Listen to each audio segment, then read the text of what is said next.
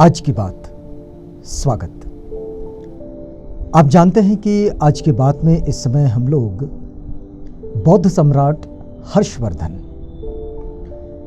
इनके जीवन के विषय में, इनके राज्यकाल के विषय में कुछ जानकारी जो उपलब्ध है, इतिहास में दर्ज है, उससे जानने और समझने का प्रयास कर रहे हैं। और हमारी कोशिश है कि बौद्ध सम्राट हर्षवर्धन का परिचय आप तक पहुंचाया जाए। तो इस कड़ी में आगे बढ़ने से पहले हम आपको बता दें कि पिछली कड़ी में हमने देखा कि सम्राट हर्षवर्धन का जो राज्यकाल रहा वो बड़ा अच्छा राज्यकाल रहा। वैसे उनके राज्य में उन्होंने परोपकार की भावना को, मतलब राज्य के स्तर पर भी परोपकार की भावना, ये सम्राट हर्षवर्धन के राज्यकाल का बड़ा ही महत्वपूर्ण अंग था।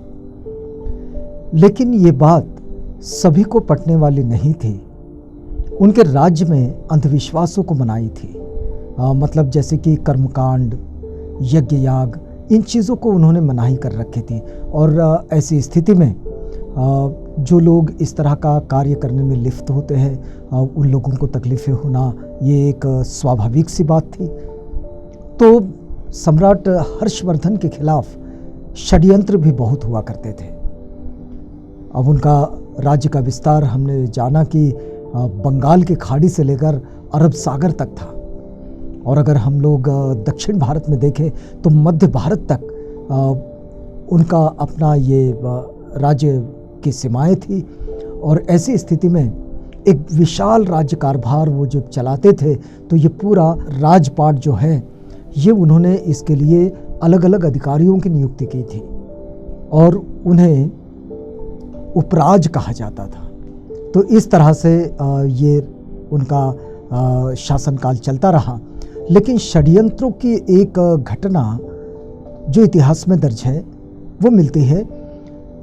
तो ये कहा गया है कि सम्राट हर्षवर्धन प्रतिवर्ष बौद्ध सम्मेलनों का आयोजन करते थे और ऐसे ही एक आयोजन उन्होंने किया था। तो इस आयोजन के वक्त ही उस पूरे सम्मेलन के शामियाने को, यानी कि पंडाल को जलाकर उनको मार डालने की योजना थी, लेकिन वो सफल नहीं हो पाई। लेकिन उसके बाद एक किसी व्यक्ति ने उन पर पीछे से छुरे से वार किया। बहुत सारे लोग देख रहे थे, लेकिन किसी ने भी उन्हें बचाने की हिम्मत नहीं की और वो छुरे से वार करने वाले को रोकने की भी हिम्मत नहीं की।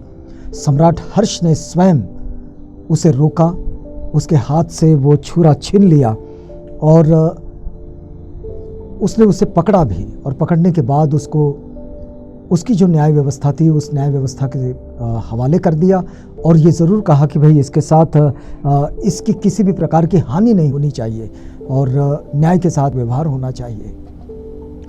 अब देखिए आगे बढ़ते हैं इस कड़ी में। यहाँ तक तो बात पहुँच गई थी पिछली कड़ी में। इसके बाद सम्राट ने उस वार करने वाले व्यक्ति से पूछा कि क्यों भाई, मैंने ऐसा कौन सा अन्याय किया है कि जिससे तू मेरी हत्या करने पर उतारू हुआ।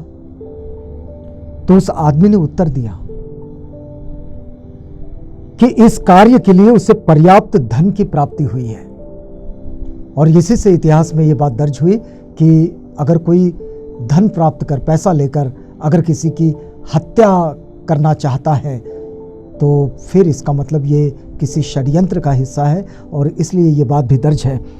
तो फिर वो आगे कहता है कि इस कार्य के लिए मुझे पैसे दिए गए थे और वे लोग जिन्होंने मुझे पैसे दिए वे लोग नहीं चाहते कि सम्राट हर्षवर्धन ये बौद्ध कार्यों में लिप्त रहे। वो अगर बौद्ध कार्य करने से बाहर आते हैं, धम्म कार्य से अगर बाहर आते हैं तो फिर उन्हें बख्श दिया जाएगा। लेकिन अगर वो बुद्ध धम्म के कार्य को करते रहेंगे तो इसी तरह उन पर आक्रमण होता रहेगा और इसी कारण वे सम्राट का अंत करना चाहते थे। अब ये बात उस हत्यारे ने तो बताई। लिखा गया है कि षड्यंत्रकारियों ने सभागृह में आग लगाने की भी योजना बनाई थी और योजना के अनुसार आग नहीं फैली। उन्होंने बिना विलंब किए ही सम्राट को छुरा भोंकने के लिए एक भाड़े का आदमी भेज दिया। ह्वेनसांग एक और मेले का वर्णन करते हैं। ये सब जो सारी घटनाएं जो लिखी है ये ह्वेनसांग के यात्रा वर्णन में लिखी है। आपको पता होगा कि ह्वेनसांग सम्राट हर्षवर्धन के दरबार में लगभग 8 साल तक रहे और वे लिखते हैं कि यह उत्सव हर 5वें वर्ष हुआ करता था। यह गंगा जमुना के संगम पर मनाया जाता था और सम्राट ने इस छठे महोत्सव में भाग लेने के लिए ह्वेनसांग को निमंत्रित किया था।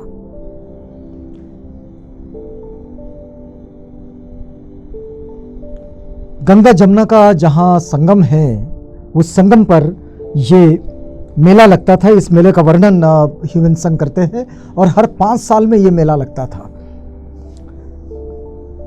इसका जो छठवां मेला था, उस छठवें मेले में छठवां जो महोत्सव था, उस महोत्सव में ह्वेनसांग को भी निमंत्रित किया गया था और यह महोत्सव प्रयाग के संगम पर 75 दिनों तक चला और हर साल ये ऐसे ही 75 दिनों तक ये मेला चलता था। भारत के विभिन्न प्रदेशों से अनेक राजकुमार इसमें निमंत्रित किए जाते थे। प्रथम दिन महोत्सव के ही अवसर पर बनाए गए प्रतीक्षागृह में भगवान बुद्ध की विशाल मूर्ति की स्थापना की जाती और कीमती वस्तुओं का दान देकर श्रद्धा व्यक्त की जाती। तो ये उस वक्त के इस मेले का जो वर्णन है, ये वर्णन भी ह्वेनसांग ने अपने यात्रा वर्णन में किया है।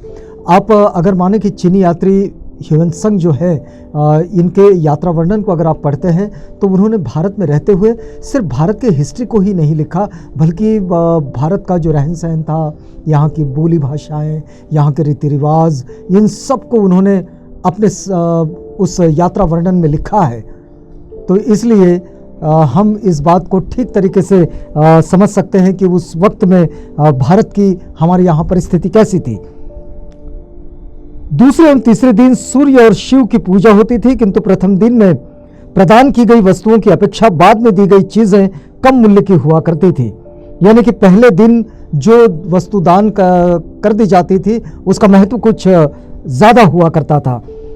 अंतिम दिन दिया गया दान सबसे हल्का होता था और चौथे दिन भिक्षुओं को दान वस्तु दी जाती थी और इस महादान में 10,000 भिक्षु शामिल हुआ करते थे। यानी हर्षवर्धन के समय उस वक्त में 10,000 भिक्षु भारत में थे, मतलब जहां हर्षवर्धन का राज्य था। इसके बाद 20 दिन ब्राह्मणों को तथा आगे के 10 दिन जैन और अन्य संप्रदाय के लोगों को दान दिया जाता था।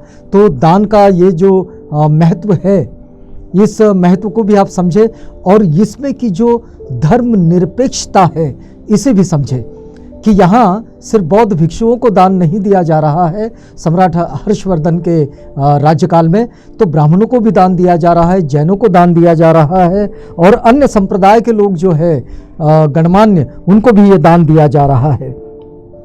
और बाद के 10 दिन भिखारियों को भोजन कराया जाता था और उसके पश्चात 1 माह तक गरीब तथा अनाथों को भोजन दिया जाता था। यह महाउत्सव का सारा व्यय सम्राट के निजी कोष से हुआ करता था, मतलब राज्य के कोष से नहीं, सम्राट के निजी कोष से। यह सारा खर्च जो कोष 5 वर्ष में संचित होता था और वही इस महोत्सव में खर्च किया जाता था। तो सम्राट हर्षवर्धन अपने लिए एक अलग से कोष उन्होंने बना लिया था जो सिर्फ इस महोत्सव के काम में आता था। 5 वर्ष तक इस कोष में पैसा जमा होता था, धन जमा होता था और फिर यही धन खर्च हुआ करता था। उत्सव की परिसमाप्ति पर सम्राट अपने शरीर के हीरे, माणिक और जवाहरात के आभूषण तथा अन्य कीमती वस्तुएं भी दान कर देते थे और अपनी बहन राजश्री से साधारण एवं पुराने वस्त्रों के लिए याचना करते थे। तो अपने शरीर पर जो उन्होंने आभूषण रखे थे, वो आभूषण भी वो दान कर देते थे, हीरे, माणिक, जवाहरात सब दान कर देते थे। अपने जो वस्त्र हैं, जिन वस्त्रों को राजा के वस्त्र कहे जाते हैं, वो वस्त्र भी वो दान करते थे और फिर अपनी बहन राजश्री से याचना करते थे कि वो सामान्य वस्त्रों का दान मुझे कर दे, साधारण वस्त्रों का। और उन कपड़ों को पहनकर सम्राट फिर 10 दिशाओं के बुद्धों की पूजा अर्चना करते थे। और भारतीय इतिहास में इस प्रकार की दया एवं दान का दूसरा कोई उदाहरण नहीं पाया जाता। तो सम्राट हर्षवर्धन का ये जो धम्म कार्य है, मतलब व्यक्तिगत जीवन जीने का, धम्म जीवन जीने का उनकी जो शैली है, धम्म जीवन शैली, इसको भी हम लोग इस समय एक प्रेरणा के रूप में भी रख सकते हैं। अब इसमें ज़रा भी संदेह नहीं कि काल के विपर्यास से इसी बौद्ध महोत्सव ने कुंभ मेले का रूप धारण कर लिया। अब काल बदलता चला गया, वक्त बदलता चला गया और अब ये ही महोत्सव अब अलग नाम से हमारे सामने आता है। तो इस तरह से ये राजा हर्षवर्धन, सम्राट हर्षवर्धन, बौद्ध सम्राट, इनका ये राज्यकाल हुआ करता था। आगे की बात आपको बताएंगे कि सम्राट हर्षवर्धन और किस तरह से अपने राज्य काज को चलाते थे। तो यहाँ रुकते हैं इस वादे के साथ कि अगली कड़ी में आपसे पुनः भेंट होगी जब हम इसी बात को आगे बढ़ाएंगे। तब तक के लिए हमें इजाज़त दीजिएगा।